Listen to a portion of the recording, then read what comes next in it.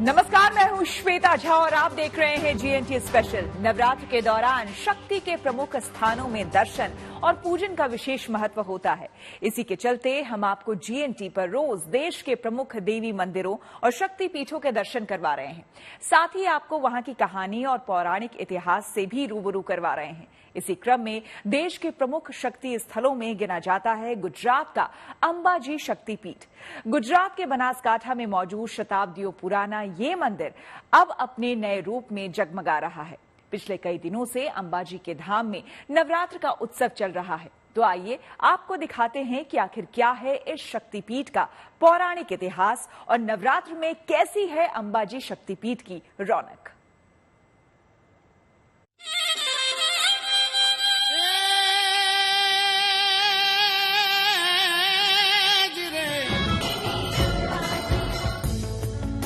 बनासकांठा में गुजरात राजस्थान सीमा पर अरावली अरासुर पर्वत पर शांत से विराजी है मां अंबा। आज पूरा गुजरात अंबा जी की भक्ति में डूबा है। कहीं गरबा तो कहीं भवई की ताल पर मां भवानी के नाम की गूंज है। क्या आम क्या खास, सब पर मां जगदम्बे के उत्सव का रंग चढ़ा है। देवी के 51 शक्तिपीठों में गिना जाने वाला मां अंबा का ये धाम अपने आप में बेहद अनोखा है। तंत्र चूड़ामणि से जिक्र मिलता है कि इसी स्थान पर देवी सती का हृदय गिरा था।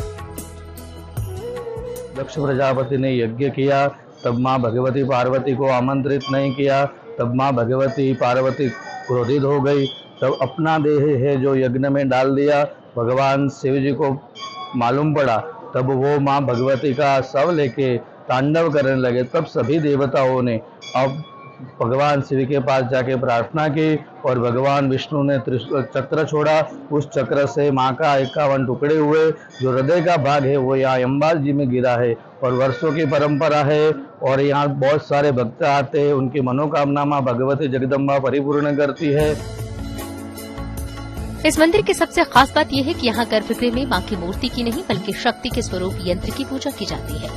अंबा देवी का यंत्र गुप्त रखा जाता है, जिसे खुले में देखना भी निषेध है। यहाँ तक कि पुजारी भी इसकी पूजा आंखों पर पट्टी बांधकर करते हैं। मुख्य 51 शक्तिपीठ है, उसमें हृदय का भाग इधर विराजमान है। मेन जो शक्तिपीठ मुख्य पीठ जो बोलते हैं वो इधर अंबाजी में ही है। हृदय का भाग इधर ही गिरा हुआ है। यहाँ माता जी का 3 स्वरूप में पूजा होता है। सुबह बाल स्वरूप में पूजन होता है, दोपहर को योगन स्वरूप में पूजन होता है, सायं में प्रौढ़ यानी कि वृद्धा स्वरूप में पूजन होता है। मां अंबा के मुख्य मंदिर से लगभग 3 किलोमीटर की दूरी पर गब्बर नाम का एक पहाड़ मौजूद है, जहां देवी का एक और प्राचीन मंदिर स्थापित है। अंबा जी के दर्शन के बाद श्रद्धालु गब्बर पहाड़ी पर मौजूद इस मंदिर में जरूर जाते हैं। आपको बता दें कि मां अंबा का ये दिव्य धाम लगभग 1200 साल पुराना है। इस मंदिर के जीर्णोद्धार का काम 1975 में शुरू हुआ था और तब से अब तक जारी है। सफेद संगमरमर से बना ये मंदिर बेहद भव्य है। मंदिर का शिखर 103 फुट ऊंचा है और इसके पूरे मंडप को स्वर्ण मंडित किया गया है। भक्तों को यहाँ मां के दरबार तक पहुँचने के लिए 999 सीढ़ियां चढ़नी पड़ती हैं। बताया जाता है कि यह मंदिर तो बेहद बाद में बना, लेकिन मां आद्या शक्ति यहाँ हमेशा से विराजमान है। कई पौराणिक कहानियों में इस दिव्य स्थान का जिक्र मिलता है। पौराणिक मान्यता है कि मां जगदम्बा के इसी धाम में नंद बाबा और मां यशोदा ने भगवान कृष्ण का मुंडन करवाया था। तो वहीं भगवान राम और लक्ष्मण सीता की खोज करते हुए यहीं से गुजरे थे और यहीं माता ने उन्हें रावण को मारने का बाण भी दिया था। इसके अलावा वाल्मीकि मुनि ने रामायण लिखने की शुरुआत इसी तपोभूमि से की थी।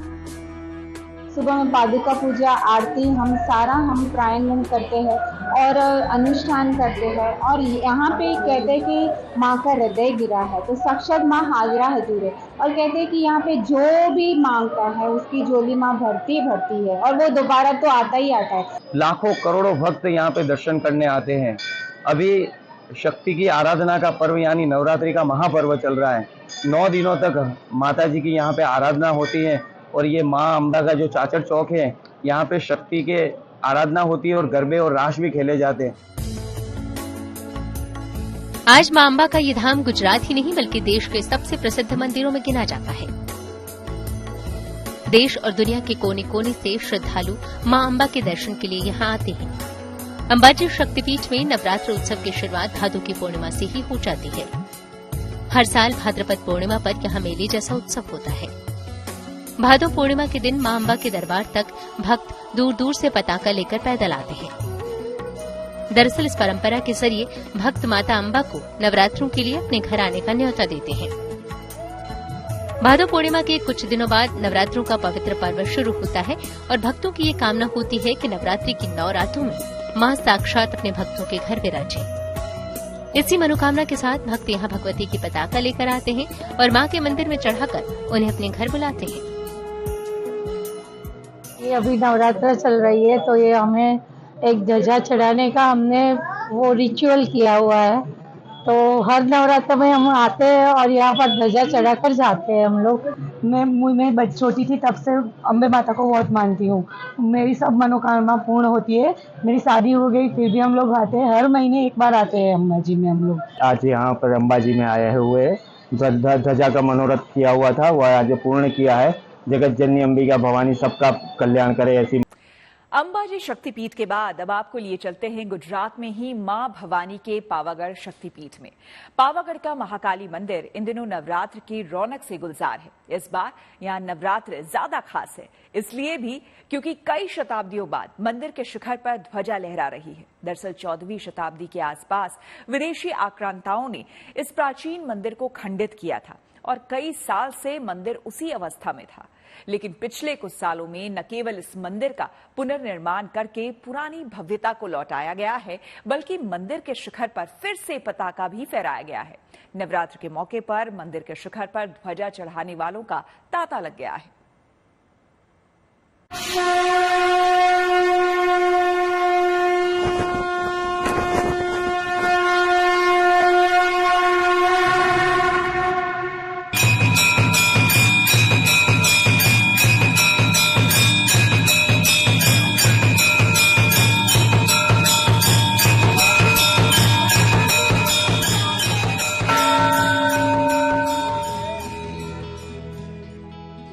पावागढ़ में सज गया है मां काली का दरबार।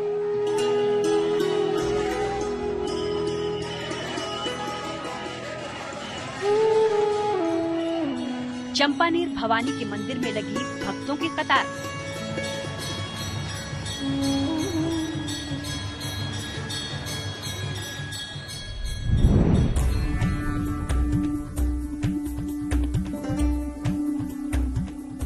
गुजरात में वडोदरा से करीब 46 किलोमीटर दूर पंचमहल जिले में पावागढ़ की चोटी पर अपने दिव्य स्वरूप में विराजमान है मां काली।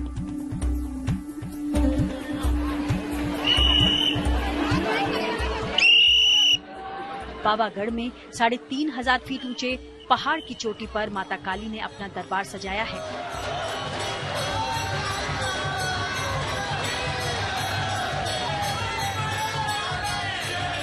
पावागढ़ का ये मंदिर देवी के 51 शक्तिपीठ में से एक है। पौराणिक मान्यता है कि यहाँ देवी सती का वक्ष स्थल गिरा था। पावागढ़ भवानी के अनुपम दरबार में उनका ऐसा ओजमयी स्वरूप बसता है जिसके दर्शन के लिए दुनिया भर के भक्त यहाँ खींचे चले आते हैं।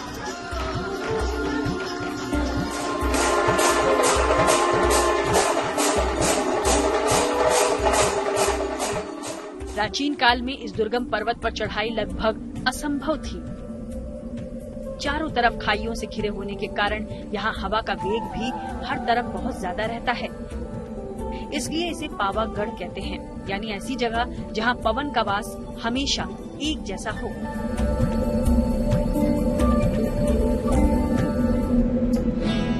पावागढ़ की पहाड़ियों के नीचे चंपानेर नगरी है, जिसे महाराज वनराज चावड़ा ने अपने बुद्धिमान मंत्री के नाम पर बसाया था।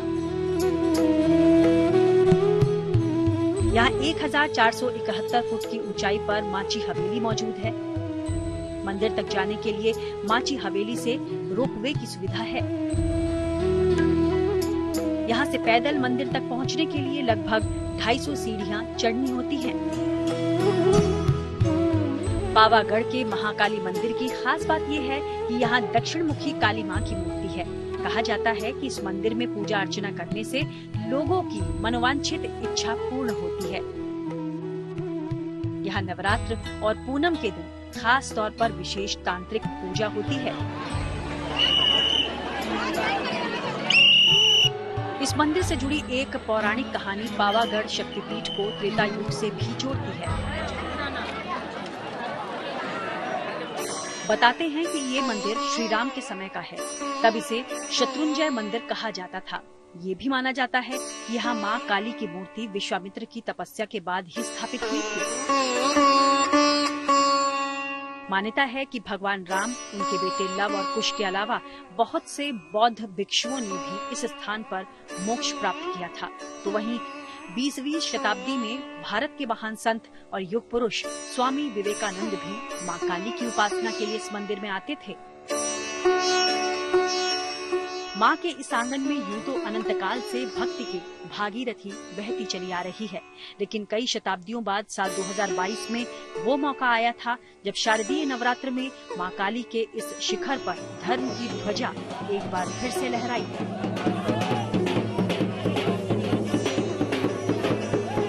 2022 के जून महीने में प्रधानमंत्री मोदी ने इस मंदिर में 500 साल बाद पहली ध्वजा फहराई थी। दरअसल कई सालों से इस मंदिर का शिखर खंडित था। हिंदू मान्यता के मुताबिक खंडित शिखर पर ध्वजा चढ़ाई नहीं जाती। यही वजह थी कि पहले मंदिर का पुनर्निर्माण करवाया गया, जिसके बाद ये प्राचीन मंदिर अपने पुराने भव्य और दिव्य स्वरूप में वापस आ गया।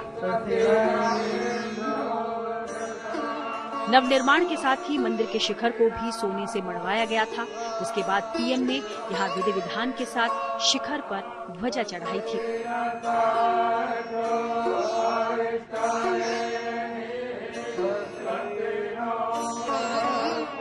मंदिर के पुनर्निर्माण और ध्वजा चढ़ाए जाने के बाद से यहाँ आने वाले श्रद्धालुओं की संख्या मानो कई गुना बढ़ गई है। पहली बार ध्वजा चढ़ाए जाने के बाद से मंदिर में अब हर रोज दिन में 5 बार ध्वजा लहराई जाती है। मंदिर के शिखर पर ध्वजा चढ़ाने के लिए श्रद्धालुओं को बुकिंग करवानी पड़ती है।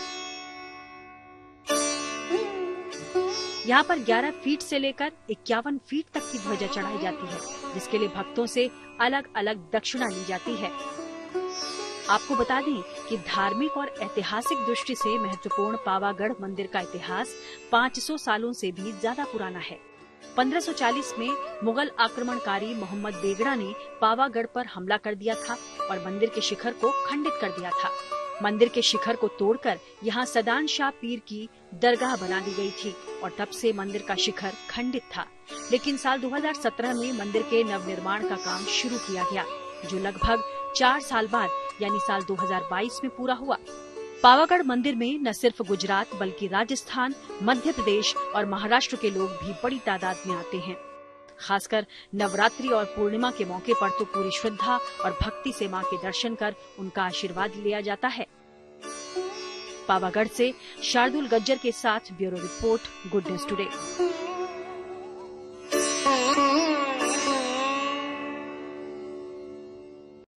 आस्था की जड़ें जितनी गहरी है, आस्था के स्वरूप भी उतने ही अलग है। तो चलिए अब आपको एक ऐसे मंदिर हम लिए चलते हैं जहां कोई मूर्ति नहीं बल्कि देवी के झूले यानी कि पालने की पूजा होती है। प्रयागराज के शक्तिपीठ में भारी संख्या में लोग दर्शन को पहुंचते हैं और नवरात्र पर इस शक्तिपीठ की रौनक अलग ही होती है।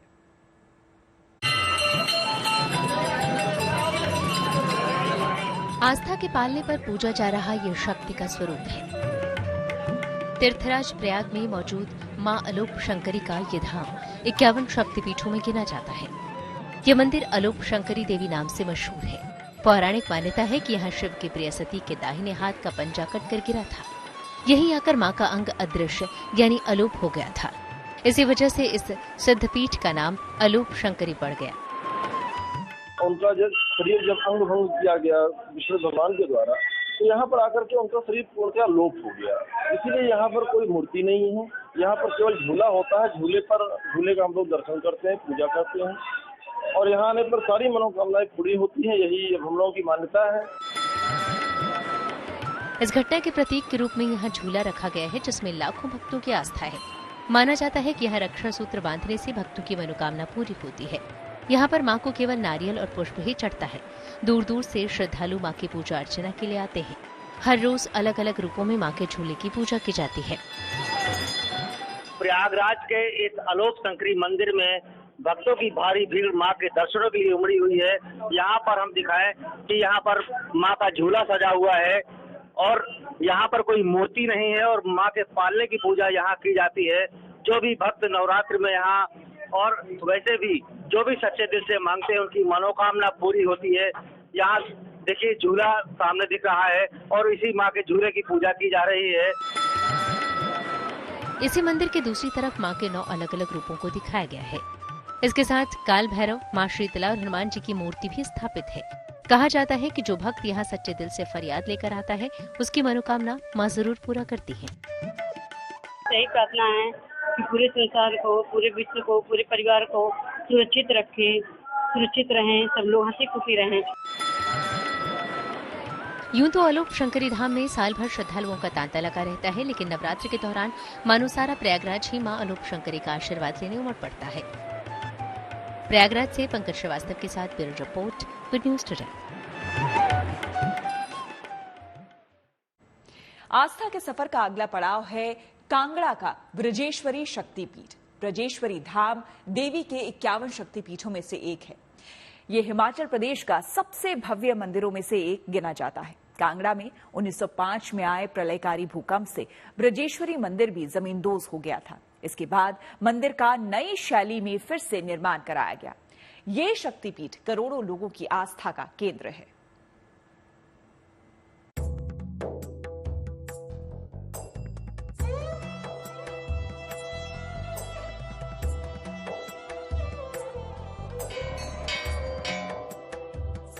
शक्ति का एक दिव्य स्वरूप विराजमान है हिमाचल प्रदेश के कांगड़ा में।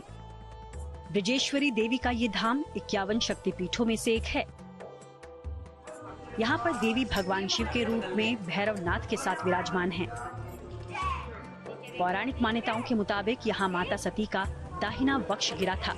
माँ का ये धाम नरककोट के नाम से भी प्रसिद्ध है। इस मंदिर का वर्णन दुर्गा स्तुति में किया गया है। मंदिर के पास में ही बाण गंगा है, जिसमें स्नान करने का विशेष महत्व है। ब्रजेश्वरी मंदिर में माता पिंडी रूप में विराजमान है। यहाँ माता का प्रसाद भी 3 भागों में विभाजित करके ही चढ़ाया जाता है। पहला प्रसाद महासरस्वती, दूसरा महालक्ष्मी और तीसरा महाकाली को चढ़ाकर भक्तों में बांटा जाता है। मंदिर के गर्भगृह में भी 3 पिंडी हैं। पहली माँ ब्रजेश्वरी, दूसरी माँ भद्रकाली और तीसरी सबसे छोटी पिंडी एकादशी की है। माँ की लीला अपरंपार है और ये अपने नियम खुद ही निभाती है। ये अपने भक्तों को अपने दर्शनों के लिए, अपनी सेवा करने के लिए खुद ही यहाँ बुलाती है। अपार कृपा है माँ की। जय माता। मान्यता है कि महाभारत काल में पांडवों ने इस मंदिर का निर्माण करवाया था। कहानी के मुताबिक देवी ने पांडवों को सपने में बताया था कि वो कांगड़ा में विराजमान है। इसके बाद पांडवों ने उस जगह को खोजकर मां के मंदिर का निर्माण करवाया था। कालांतर में इस मंदिर को विदेशी शासकों ने कई बार लूटा और नष्ट किया, लेकिन हर बार देवी के मंदिर को फिर से उसी दिव्य स्वरूप में तैयार करवाया गया। मां ब्रजेश्वरी के धाम में साल भर भक्त आशीर्वाद लेने आते हैं, लेकिन नवरात्र के दिनों में मंदिर की शोभा देखने लायक होती है। इन दिनों बड़ी संख्या में भक्त मां ब्रजेश्वरी के दरबार में हाजिरी लगाने पहुंच रहे हैं। कांगड़ा से अशोक रैना के साथ bureau report, good news today. तो इसी के साथ जीएनटी स्पेशल में मेरे यानी श्वेता झा के साथ फिलहाल इतना ही। देश दुनिया की तमाम पॉजिटिव खबरों के लिए आप देखते रहिए गुड न्यूज टुडे।